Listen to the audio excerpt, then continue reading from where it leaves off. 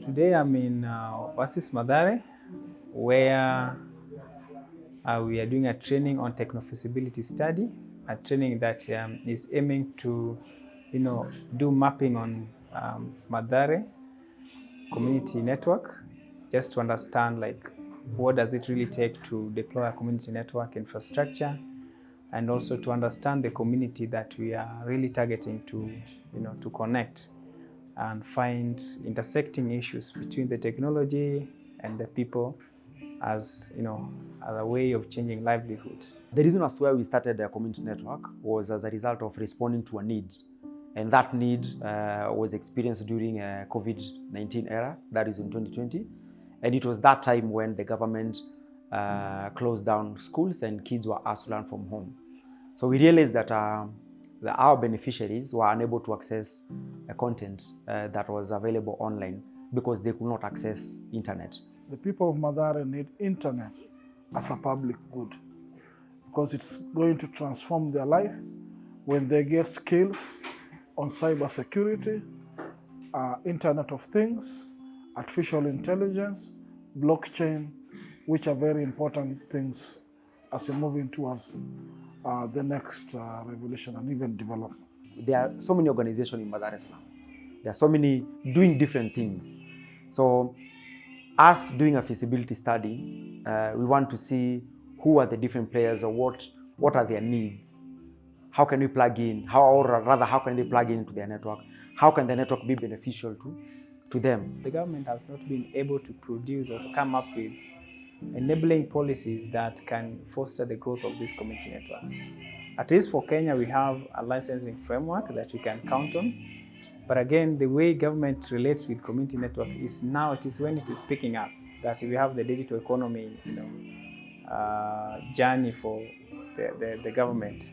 Then that is when they see okay, even community network can come in and support. But that full support is still not there, and then it comes with the complication of funding.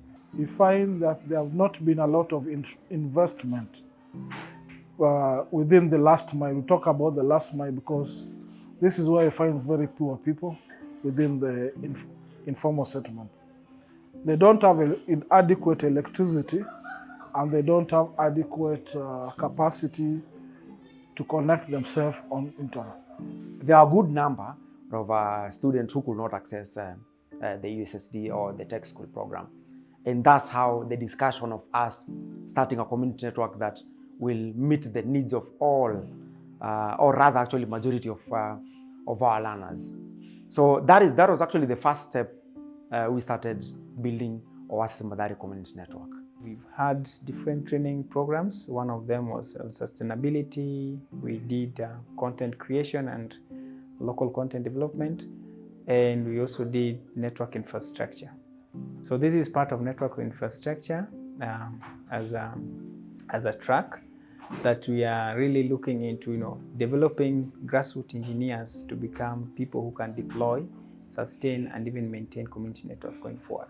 Almost 11 community networks have come together, and they're building capacities of each other. So at first there were almost 5. That was last year. By now we're talking about almost 15. By the time we reach next year, if all of them are going to be able to get licenses and be supported by government because they'll be able to access Universal Service Fund, that becomes a very important person because they are recognized within the telecommunication space, and also they'll be doing something there for their community. So they'll increase their voices and they'll become enablers of skills and literacy within those levels. The next step for us Mathare CN, after now the feasibility study, we want to register and acquire licenses so that we can ensure that we're not a legal entity. I really see a very bright future for CNs because if I link it to the digital superhighway journey, it is the only way that mission can be achieved, because we intersect with communities, we understand communities, and we can really see ways of interlinking technology and community in a way of sustainability for life.